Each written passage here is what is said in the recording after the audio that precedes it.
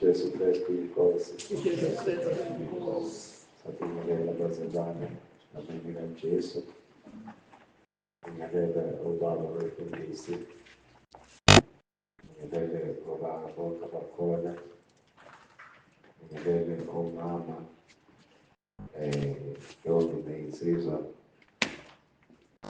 bingelela Jesu bingelele Sunday School ushayela-ke insini siyambonga uNkulunkulu osihlengile ngaso suku lanamhlanje ingakhumbuza inqamba yethu ukuthi kuwusuku lokuthi sizomdumisa. Ngibonga nje ukuthi usithwalile kuze kube manje wasigcina. Sizwile-ke ey'ndabeni izinto ezehlekela abantu abaningi ezingezinhle kanti besingabathwala njalo nomkhuleko ngoba thina siphephanga ngoba singcono kodwa kube isandla sakhe esisivikelile. Ngakho-ke siyambonga uNkulunkulu kukho konke nje okuhle asenzela khona. Senike sifunda incwadi yesibilo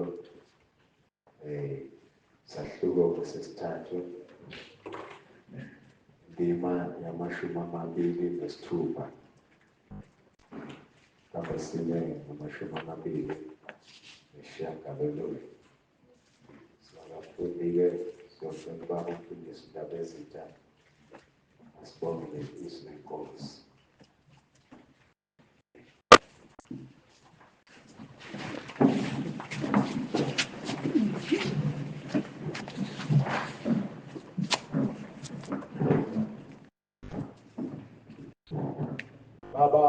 igama lenkosi yethu uJesu Kristu.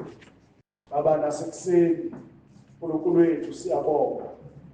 Sibonga leli thuba Nkosi osinike lona. Ukuba Nkosi size kule ndawo uNkulunkulu wethu sizokukhonza. Baba wethu ongcwele, nanti izwi lakho Nkosi lizofundwa. uNkulunkulu wethu ngiyakhuleka egameni likaJesu Kristu waseNazaretha.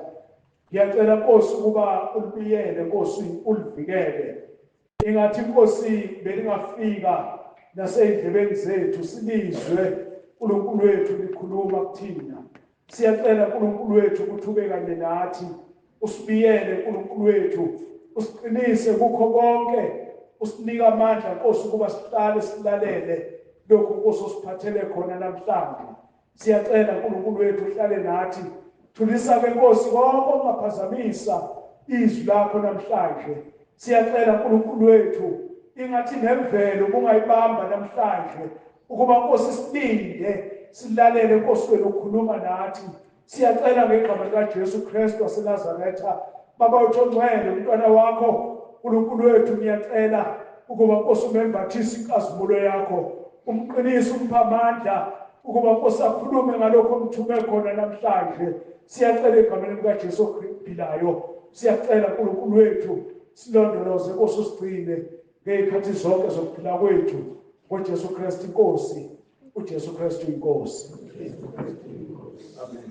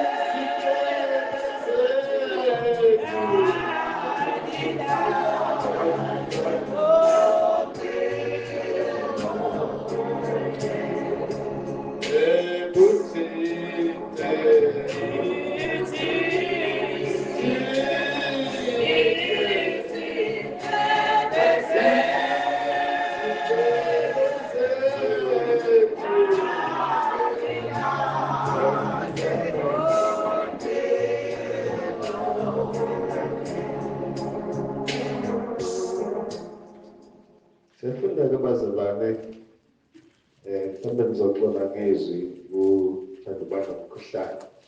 Kodwa sofunda-ke uverse number 26, itheke incwadi yesililo, chapter number 3, verse number 26. Mhlawumbe soma lapha 29 kwenzeka. Kuhle umethemba nokulindela ukuthula kusindisa kaJehova. Kuhle umuntu ukuba athwale ijoka ebusheni bakhe, akahlale yedwa athule apho ekuthesa lona. Akabeke umlomo wakhe othulile, mhlawumbe kungaba khona ithemba. Nkosi ayibusise funda kwezilayo. Amen.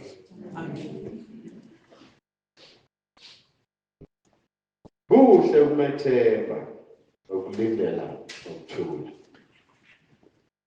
Inye zezinto ezibalulekile kithi njengabantwana bakaNkulunkulu, umethemba uNkulunkulu ngezikhathi zonke.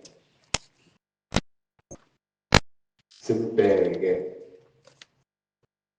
silindele kuye ukuthula, sibuke ukusindisa kwakhe. Umuntu olindela izinto ngokuthula noma kukhona izinto ezivukayo endleleni zimhlehlisa kulokhu kulindela kwakhe, ngoba usuke nethemba kule nto ayilindile, yabekezela. Sinye seyithelo kamoya ukubekezela. Kuhle kumuntu kubathana ijoka lakhe, ijoka ebusheni bakhe. Yenzeka umuntu athweswe ijoka nguNkulunkulu ngenxa yokuba embona indlela ahamba ngayo. Kwenye inkathi uma uNkulunkulu ekudalile usuka enesu nohlelo lokuthi uzophila kanjani. Yenzeka-ke ekuphileni nokuhlangana nabantu uyilahle indlela uNkulunkulu afuna ukuthi uphile ngayo. Usuyikhethela impilo eseceleni ozoyibona sengathi kuphilisa kangcono. Uma ube nenhlanhla uNkulunkulu ukuthwesa ijoka ngenhloso yokubamba. Yini ijoka? Ijoka lolu godo olubekwa phezu kwenkabi kwezilawulelo. Akugcini nje ngokubekwa ijoka liyafaswa la ngaphansi kwentamo ukuze liqine. Ijoka lihambisana nesikeli ukuze inkabi ingakwazi ukudlubulundeka ibaleke. Ezinye uma zisafundiswa ziyifise ukuphuma kulona, kodwa kwenzeki ngoba lisuke lifasiwe ijoka. Ijoka lenza ukuthi noma inkomo ngabe inenkani kangakanani kodwa igcine ulandile umthetho wejoka. Uma ithi idonsa ibheka lena yodwa, ezinye zibheka ngapha, mhlawumbe zintathu phambili, le yodwa imibheka eceleni, lezi ezimbili ibheka ngapha, igcine ibuye nayo ihambe ngokomthetho wejoka. Kuhle kumuntu ukuba athwale ijoka lakhe ebusheni bakhe. Yenzeka uthole ijoka ebusheni bakho usemusha. Lithwale. Ngoba njengoba ulithwele nje khona isikhathi la uNkulunkulu ezokususa. Sekufikile ukulithwala kwakho. Makahlale yedwa athule lapho emthwesa lona. Akabeke umlomo wakhe uthulile. Mhlawumbe ngaba khona ithela. Ma umuntu uNkulunkulu emthwesa ijoka, kubalulekile ukuthi ahlale yedwa esejobeni lakhe. Ngoba lento yokuthwesa ijoka uhamba ukhuluma noma ufuna ukulibalekela akuzokusiza. Angazi ukuthi iliphi ijoka olithweleyo, kodwa sonke sinawo amajoka ethu esiwanikeziweyo. Mhlawumbe ngikhuluma kanjena nje, kunejoka olithwele emsebenzini. Uma uvuka emsebenzini yabikelwa uthe sengiya kuwo lo msebenzi, kaze usuku lwami namhlanje luzoba njani. Omunye afisa ukuyeka umsebenzi ngenxa yokukhathazeka. Ngizothi isihlobo sami, hlala ijoka lelo thwesela. Hlala uthule emlonyeni, ungababuki abanye abantu, kodwa bheka phansi uvale umlomo. Ngoba kukho ukuthi namhlanje njengoba uthwele ijoka nje akusezukususwa entanyeni yakho. Khona abanye abacindezelwayo, abanye kufanele ngabe ipromotion kade bayithola. Sezile tshela ukuthi ipromotion yakho isifikile noma isiseduzane, kodwa ubona izinto zingamhambeli kahle kuze kube manje kuthulekile. Ngizothi isihlobo sami, hlala ijoka leli. okwakho vala umlomo ubheke kuNkulunkulu. Methembe, kuhle ukumethemba nokulindela ngokuthula. Kulelo joka othweswe lona, hlala ngokuthula, ulindele yena, ngoba uyazi ukuthi yokulisusa nini ijoka. Bayazi laba babe begibela imoto noma beshayela imoto, uma behamba endaweni kukhona indawo yehlela ibheke phansi, uyazi ukuthi uma ngifika phansi kufanele ngisethe kahle amagiya lemoto ukuze ngikwazi ukuyikhuphuka le ntaba. Uma futhi eseyikhuphukile, uyazi ukuthi ngale kwentaba kungenzeka kube yithafa. Lizosusa ijoko othweswe lona. Musukhuluma, musuhamba utshela abantu ngejoko nabo. Mhlawumbe kuyenzeka awunazi ingane uNkulunkulu akakuphanga zona. Uyabuka ukuthi kodwa zonke lezi zinto ngizothi bengifa zithathwe ubani. Nikela kuNkulunkulu ngoba uyazi nawe. Haleluya. Angazi ukuthi ijoka lakho linjani. Abanye banejoka emndenini. Abanye basindiswa bathola ngathi umndeni osindisiwe. Uthwele ijoka. Njalo uma enkonzweni uhamba namagama. Noma ebuye enkonzweni ubuya namagama. Hayi, balwa nenkolo oyitholile. Balwa nensindiso oyitholile. Ijoka lelo nikezwe lona. Ngelinye ilanga lizosuswa kuwe. Abanye bafelwa ngabayeni. Bathetha abantu basemzini. Bathi ingane yethu ibulawe uwe. Basho amagama angemnandi. Athi mawacabanga nomedla avela asutha kubeka ukudla. Ekhumbula ukuthi kodwa umyeni wabanginaye kuthiwa wabulawa yini. Ngizothi isihlobo sami ijoka ngelinye ilanga uNkulunkulu yokukhulula. Uzozwa uma sekukhululile. Kuhle ukuba umuntu athwale ijoka lakhe ebusheni bakhe. Uma emnikezwa kuthiwa athwale makathule. Inkinga yethu ukuthi ngasifuni ukuthula masinikezwe ijoka. Khona izinto esingakuhambeli kahle, uhamba ubalisa utshela bonke abantu, abanye babo bakusizi, ugcina usuyihlekisa ngaleyo nto batshela yona. Thula sihlobo sami, ngoba uNkulunkulu ngelinye ilanga uzokwesusa, uzokuthulula ijoka libekile. Kunesikhathi sezinto empilweni. Abanye bayagula. Uzethi Nkosi ngisize. Kuyoba nini ngigula semoze ngife ngigula kanje. Ijoka umuntu liyamqondisa endleleni.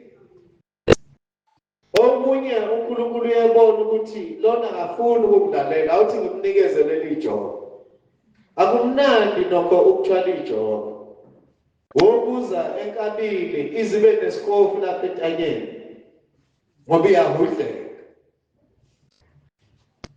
Kodwa kufanele yenze umthetho ewunikeziwe kuze ingayilimazi. Khona abantu abasemajele. Abanye bebewuhlupho endaweni emphakathini wangakubo. Abanye behlupha endaweni eziningi ezahlukene. Bayaziwa, abanye behlupha ngisho ekhaya. Bayaziwa. Kodwa uNkulunkulu abanikeza ijoka lokuthi baye ejele. Wafika ejele zabuza iboshwa. Zathi ubani wena? Washo to uwodume ngegama likaSibanibani. Athi mina bese hayi ke ufike ekugcineni. La ukhona uzoyikhotha imbenge yomina. Bamququde, bamshaye benze zonke izinto athobe ngoba usenikezwe ijoka anganakulibalekela. Kuthi ma ezintshumayelo okushunyayela noma kufika umuntu ozoshumayela ejele anikele impilo yakhe enkosini. Yini ubanjwe ijoka ukuba kangenanga ejele ubengekeza banjwe. Kuphele bonke ukukhwaka anabo. Ijoka umuntu liyamqondisa. Ijoka limenza umuntu ahambe kahle. Ijoka limenza umuntu athobe. Ngakho kuhle ukuba umuntu athwale ijoka lakhe. Haleluya. Banye banomakoti emakhaya. bebehlezi kahle omakoti bengakabikho kodwa unathe wagana umfana zaqala inkinga azasho umama athi bengangazi ngangeke ngivume ingane yami igane wena ngoba usethwele ijoka angalazi bengalazi sethwele ijoka bengacabangi ukuthi empilweni yakhe ubenganithwala khuluma ingane yomuntu ifika isuke ekhaya kubo izothi wena umama wakhe yathakatha hlala umama nenyembezi ajikele ingane yomfana ithi yabona mama sakubonile impela baqinisile bebethi umthakatha hawu ngane yami ngithakathanini wabangibona nithi hayi izenzo zakho ngiyayibona akhona amajoke siwathweleyo kwena kasivale umlomo siye nawo uNkulunkulu ngoba kuhle kuba umuntu mathwese ijoka ahlale alindele yena uNkulunkulu kube gcineni ukubethemba nokulinda kuzokwenza ukuba uNkulunkulu akusize uzothi isihlobo sami ngilazi ijoka olithweleyo bona abanye baqanyelwe ukufa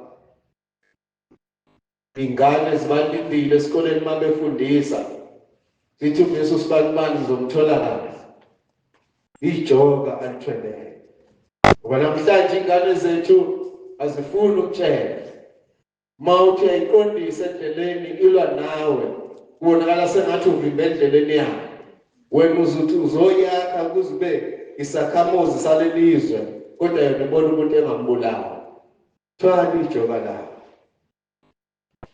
uthi umhlabeleli kade uhlatshelela la umama uzalo thwala isikhambano sakho noma singasinda sithwala kuhle ukuba umuntu athwala ijoka lakhe mase ethwela abhekisa ubuso bakhe phansi avale emlonyeni uNkulunkulu uzokukhumbula awuyithwala ijoka ingunaphakade sikhona isikhathi la uzothulwa khona ijoka lakho ngazi ukuthi hlobo lolu lejoka olithweleyo abanye bayagula nesifo samqala semncane uyaguga namhlanje asipheli sithathe njengejoka abanye sebetsheliwe ngodokotela ukuthi impilo yakho sifike ekugcineni ngahamba noma yini thwala ijoka uvale umlomo wakho njengoba ulithwele nje leli joka uNkulunkulu uyalazi encwadini yeSamulo chapter number 2 uthi ngiyayazi imisebenzi yakho noma ngabe yiluphi uhlobo lomsebenzi owenzayo umile yawazi umsebenzi wakho mawumuhle uNkulunkulu uyawazi lo msebenzi mawumubi yawazi wena okwakho thwala ijoka olinikeziwe kunesikhathi la uzokhululwa khona ngabonakala ngathi indlela yakhe imnyama kuyeli phambili yababona abanye abantu baphumelela uzuyibuza ukuthi mina nginankingani hayi ijoka olithwele vuma uNkulunkulu isihlobo sami waziyo ukuthi uthula nini leli joka ngeke ngabuka lapha emakhaya sisenkandla uma kushoniwe umalume noma kushona ubabothize mama omganile begqokisa ingubo zenzilo ezimnyama duke ekhanda lemnyama ingubo ayigqokile imnyama kwakwenzeka efaka amateki befaka amateki amnyama yonke into yakhe ibe mnyama yini ijoka alithwele kodwa akugcini ngalo lelo joka kunesikhathi la inzilo igunyulwa khona abese yakhululeka uma esekhululekile lezi ingubo ezimnyama angazi noma bayishisa noma benze njani kodwa yehlukana nazo ngoba awuyikulithwala ijoka olithwele manje kuze kube unaphakade khona isikhathi la uNkulunkulu ezokukhulula khona uma ubuka incwadi yaMarku number 5 kukhulunywa lapha ngendoda eyayibanjwe amadimoni kuthiwa ke le ndoda yayihlala etabeni ihlala yazogcina ihlala emathuneni abazali bayo base beyidelile nomphakathi wangakubo usuyidelile. Kwangenzeka ukuba sebedele okungangokuthi uma isishonile yafela emathuneni bayozwa uma isifile ngoba basebekhathele ukuyisiza. Ngoba lithi iBhayibheli kwakunozankosi yayiboshwa ngabo kodwa yayibaqabula. Befaka amaketane waqabule ilimazo kwayona ngamatshe ngoba yayikhwele umoya omubi. Kanti ngelinye ilanga kuzodlula uJesu ngakhona. Uma edlula uJesu akubona kuqala amadimoni. Akhuza kuJesu athi sinamsebenzi muni nawe ndodana kaDavide uhluphelani kungakabi isikhathi ngoba ayazi ukuthi asazoshusha. Jesu ubuza uthi ngobani noma ubani igama lakho? Uphendule lo mothi sibulegiyoni ngokuba sibaningi. Kanti ngalelo suku indoda izothululwa ijoke elithweleyo. Wakhipha uJesu amadimoni. Lithi-ke iBhayibheli acela ukuthi angene engulubeni ngoba amadimoni ahlala entweni enomphefumulo. Wawavumela uJesu ahamba engulubeni. Waphilisa lo muntu kuthe uJesu esehamba lo muntu wafisa ukuthi ahambe naye uJesu. Uthi-ke uJesu hamba uyayiveza kwabakini ubone ukuthi kukhulu kangakanani uNkulunkulu akwenzele khona. Lase lithukuliliwe ijono. Laba base bedele okungangokuthi uma uyofela khona bayomlanda sebeyomngcwaba. Khona abantu abakudelile namhlanje. Khona abantu asebegezile inhliziyweni zabo. Kodwa ngaleli joko lithwele uma uJesu wafika kuwe lizosuswa. Bayomangala. Ngoba ngiyacabanga ukuthi yathi mifika le ndoda ekhaya ngenzeka babethuka mhlawumbe abanye babaleka bazi igameke ezenzayo. Kwathola kathi siphulukisiwe, iqhamuka igqokile, iqhamuka yinhle. Ngoba uNkulunkulu uyamambela umuntu. Angazi ukuthi ihlobo lolu lejoko lithweleyo. Mhlawumbe ulithwele nasendaweni. Ubizwa ngomthakathi. Uma uqhamuka bakhuluma ngabo bathi nangu lo mthakashanyana osibani bani.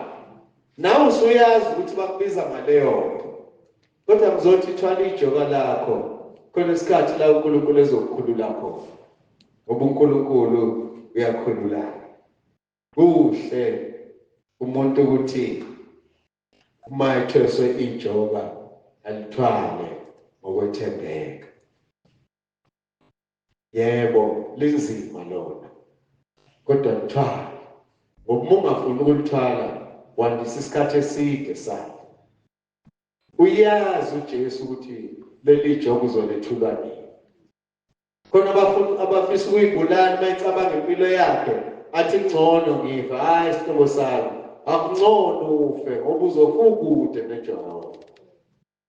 Vuma leli jogo akuthwese lona khona isikhathi la zokwethulwa khona. Uzozwa uma usuwethulile. Uzozwa.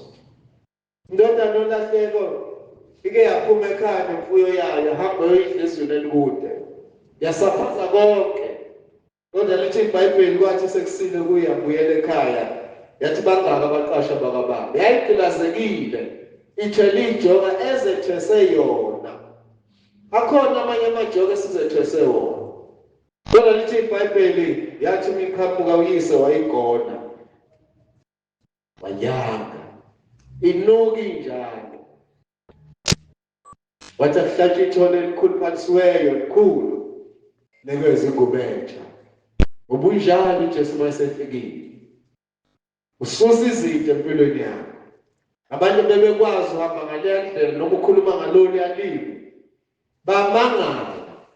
Uma uJesu esefikile empilweni yakho. Hlobo sami, leli jogo olithweleyo. uNkulunkulu uyazi ukuthi ulisusa nini. Okwakho methembe umlindele. Ilindele ukusindiswa kwakhe.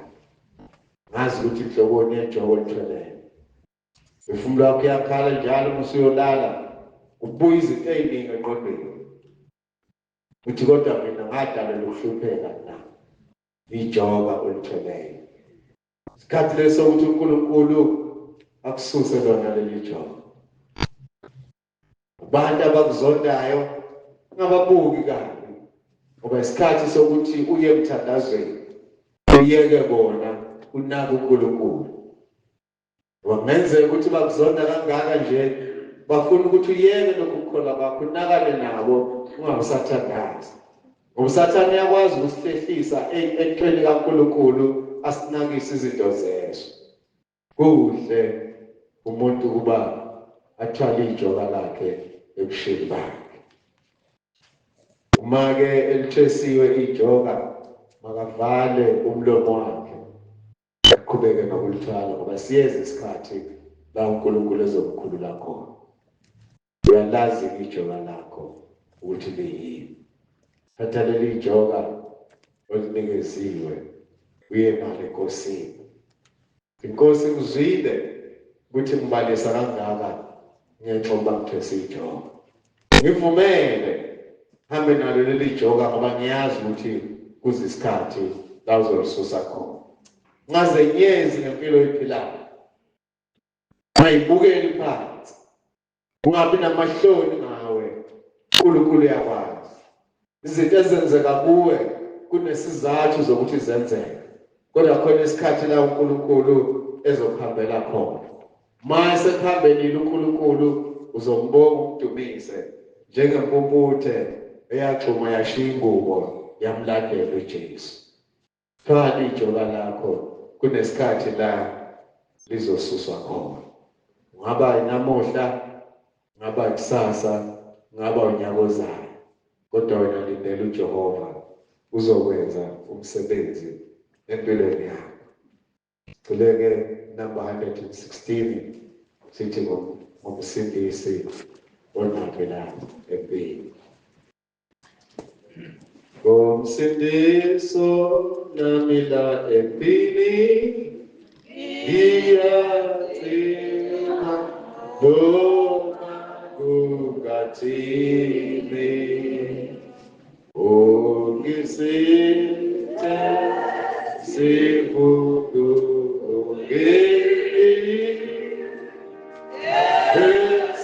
esandleni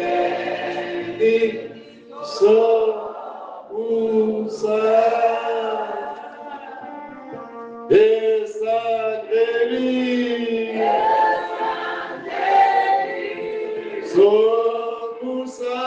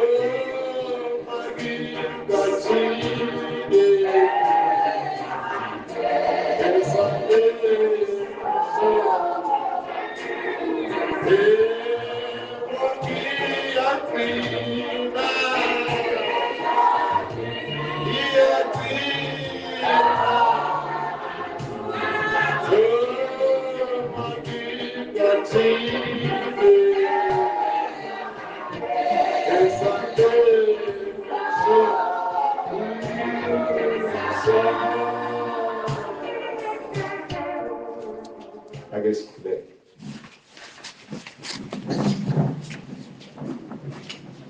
Baba, egameni likaJesu waseNazaretha, siyabonga nasemini yasekuseni namhlanje. Siyabonga mzali wethu, siyabonga mdali wethu, siyabonga baba wethu ongcwele, siyabonga ukuthi uNkulunkulu osinakekelayo. Kuyenzeka endleleni esihamba kuyo sithwale ijoka. Ilona lo unelakhe ijoka lithweleyo. Kodwa baba siyabonga ukuzwa ukuthi asizukulithwala ingunaphakade. Kuyofika isikhathi la usisusa khona. Into ebalulekile kithi ukuthi uma silithwele sivume ukulithwala leli joka. Bese siphakamisa amehlo sibheke kuwe. Ukuze Nkosi uma ulisusa singalibali izinto zomhlaba kodwa sinake wena. Yebo. Inhliziyo yethu iyehluleka ukubekezela. Ingqondo yethu ithatha izinto engafanele ngabe iyayithatha ifake kuyona. Kanti okwethu simele ukuvala umlomo sibheke phansi. Ngenxa yokuba kunejoka osithwese lona. Sibonga ukuzwa ke baba ukuthi ekuthwaleni kwethu ijoka khona isikhathi la uzosikhulula khona sihambe sikhululekile. Omunye kuyenzeka athweswe ijoka ngenxa yempilo yakhe ungayiphathi kahle. Kumele ukuza kuwe ukuze Nkosi umkhulule abe ngokhululekileyo. Ngoba ushilo ezwini lakho ukuthi uma indodana imkhulula niyakuba ngabakhululekile. Baba siyabonga. Yana inhlizweni yalowo nalowo okhathazekile. Omunye ufuna ukuyibulala, omunye ufuna ukudikila umsebenzi awuyeke ngenxa yengcindezi abhekene nayo. Ijoka lela lithwele. Mkhulule baba. Siyeze isikhathi lazo ukukhululeka khona. Sigcwalise ngamandla baba usiphe ukubekezela. Usiphe ukwazi ukuyithwala. Yebo, ukwazi ukuhamba kahle phambi kobuso bakho. Singabuki izinto ezisemaceleni. Kungathi masithwese ijoka bese sibaleka siyofuna usizo kwenye indawo. Kanti siyazi ukuthi olwethu usizo luvela kuwe. Sibusise baba njengebandla ube nathi. Silondoloze Nkosi izwi lakho uligcine enhlizweni yethu. Noma Nkosi usuthule ukukhuluma, kubeka ukhulume nathi sisabheke emakhaya. Sivuka siye emsebenzini noma siye ezikoleni sihambe nalo lelizwi ukuze Nkosi sikhululeke emoyeni nasekuphefumuleni. Cela konke lokhu ngokubonga ukuthi siyakwenzela khona ngenxa kaJesu Nkosi yethu ophilayo. uJesu Kristu inkosi. Jesu Kristu inkosi. Amen.